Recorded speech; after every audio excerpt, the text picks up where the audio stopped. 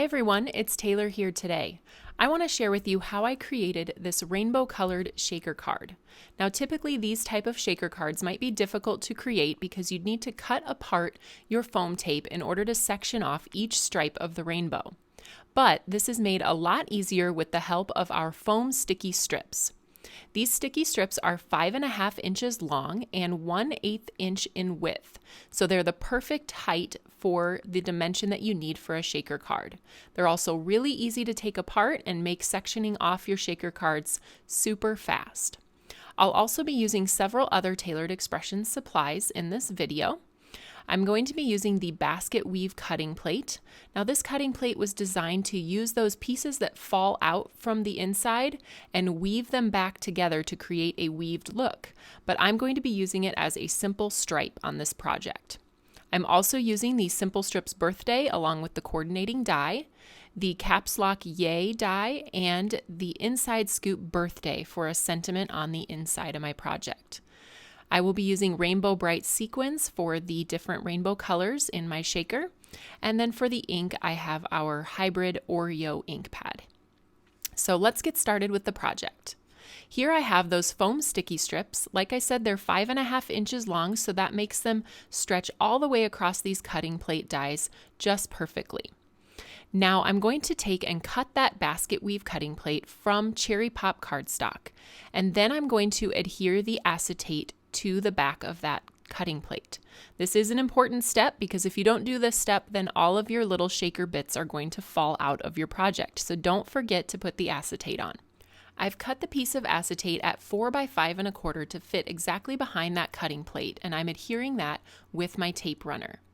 Once the acetate is adhered, we can build our shaker wells with the foam sticky strips. I want to section off each different stripes so that my different colored sequins stay within each stripe. So I'm first using those to build around the outside of the cutting plate, and then I'm going to section off each stripe, adding those foam sticky strips along the back of each of the stripes in the die cut. I do save all the little bits that I cut off the ends because I use those for sentiments and other intricate pieces. So now I've dumped out my entire bottle of Rainbow Bright Sequins and I have separated those into color families. I'm starting at the top with the red, then the orange, yellow, green, blue, and purple to complete my rainbow stripe shaker. I used a die pick to peel the backing paper off of each foam sticky strip, which allowed me to keep one hand on my project so that I didn't have any sequins escaping and getting stuck to the exposed adhesive. So once I had exposed all of the adhesive, I sandwiched that together with a piece of sugar cube cardstock, and you can see how all of those different colored sequins shake within their individual areas. Now I have the die cut Yay word, which I've die cut 3 times, and I'm just going to adhere those layers together using a little bit of liquid glue. I like to do this when I want to add a little bit of dimension to the words that I'm using.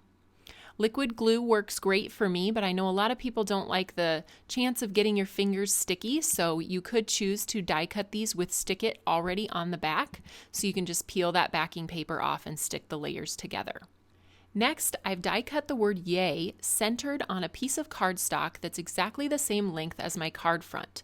This will serve as a template for me to adhere those individual letters within so that I know that my letters are exactly the same height, they're spaced equally, and it just gives a really nice finished look to the project.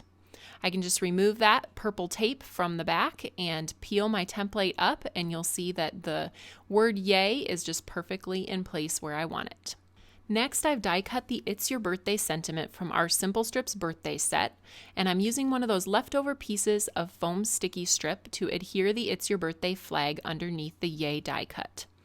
I'll be adhering my shaker element to a sugar cube card base using my tape runner, and then I decided to finish off the inside of the card with a sentiment from the Inside Scoop Birthday set.